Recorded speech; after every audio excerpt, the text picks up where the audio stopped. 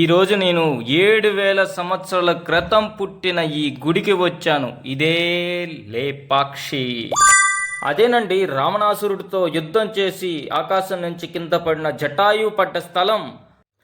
భారతదేశంలో అతి పెద్ద నంది విగ్రహం ఉన్న స్థలం. ఇంకా వేలాడుతున్న స్తంభం అంటే హ్యాంగింగ్ పిల్లర్ టెంపుల్ అంటారు. అదే మనం ఇక్కడ ఉన్నాము. ఈరోజు మీకు మొత్తం గుడి చూపిస్తాను, రండి నాతో పాటు. I am Srisri, welcome to my channel. మీరు ఒకవేళ అనంతపురం నుంచి వచ్చేటట్టయితే రైట్ తీసుకోవాలి, ఈ స్తంభం మీకు కనిపిస్తుంది. అండ్ బెంగళూరు నుంచి వచ్చేటట్టయితే మీరు లెఫ్ట్ తీసుకోవాలి. ఇదే రోడ్లో మీరు 15 కిలోమీటర్స్ లోపలికి వచ్చినట్లయితే ఇక్కడ ఒక పెద్ద గ్రద్ద విగ్రహం మీకు స్వాగతం పలుకుతుంది. ఆ రోడ్ లోపలికి మీరు వచ్చినట్లయితే లేపాక్షి లోపలికి మీరు ఎంటర్ అయిపోయినట్లే. ఊరి బయట మీకు గ్రద్ద స్వాగతం పలికినట్లుగానే ఊరు లోపల ఎంటర్ అవ్వడంతో మీకు నంది విగ్రహం ఇక్కడ స్వాగతం పలుకుతుంది. ఫస్ట్ గా మీకు కనిపించేది ఇదే. భారతదేశంలో అతి పురాతనమైన అతి పెద్ద నంది విగ్రహం ఇదేనండి. చూడండి, నాతో కంపారిజన్ చేసుకుంటే ఇది ఎంత పెద్దగా ఉందో. మహాశివుడికి ప్రియభక్తుడైన సైన్యాధిపతి అయిన నంది విగ్రహానికి నేను నమస్కరించి నెక్స్ట్ నేను వెళ్ళేది జటాయు పడ్డ స్థలానికండి.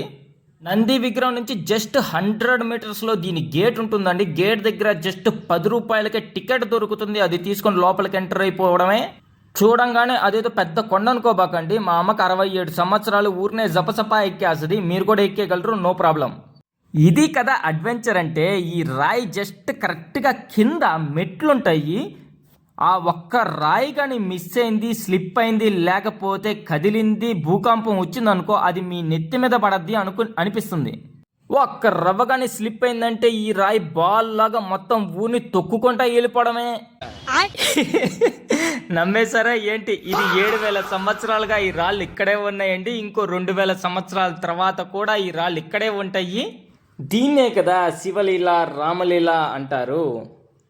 ఎక్కిన తర్వాత తెలిసింది ఆ గ్రద్ద విగ్రహం ఉన్న రాయి మీదకి మనం ఎక్కట్లేదని. మనం ఎక్కేసిన తర్వాత పక్కనే ఉన్న రాయి మీద ఈ గ్రద్ద విగ్రహం ఉంది. చూడండి, ఇదే సీతమ్మ వారి పాదముద్ర అంటారు.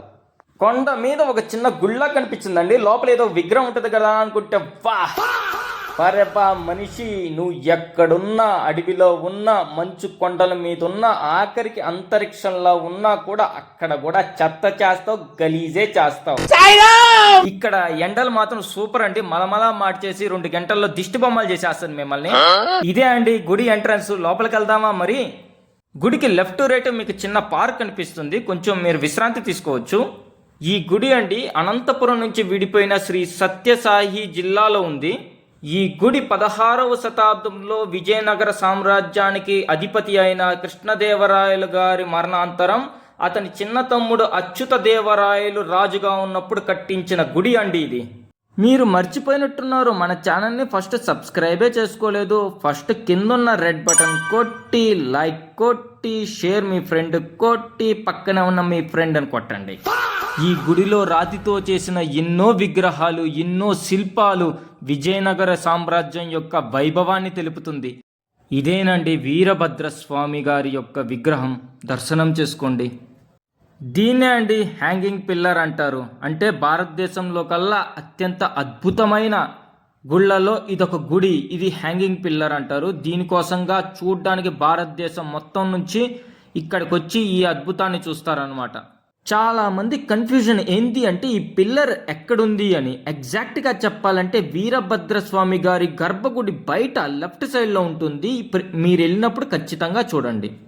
ఈ గుడిలో ప్రాబ్లం ఏంటి అంటే 7,000 సంవత్సరాల క్రితం పుట్టిన ఈ స్థలం, 400 సంవత్సరాల క్రితం కట్టిన ఈ గుడిని గవర్నమెంట్ ఇప్పుడు పట్టించుకోవటల్లా.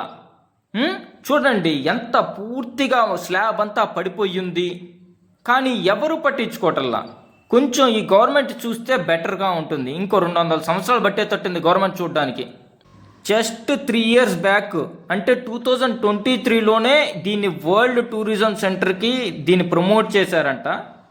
మీకు ఫుడ్ అయితే బాగుంటుంది, కానీ స్టేయింగ్కి మాత్రం కొంచెం డౌట్ అనిపిస్తుంది. ఎందుకంటే ఎక్కువ రూమ్స్ అయితే లేవు. హోటల్స్ ఉన్నాయి, రూమ్స్ మీకు అలాట్ చేయడానికి చాలా ఎక్కువ మందికి అయితే లేవు. నాకు తెలిసి దగ్గరలో ఉన్న హిందూపూర్కి వెళ్లాల్సిందే.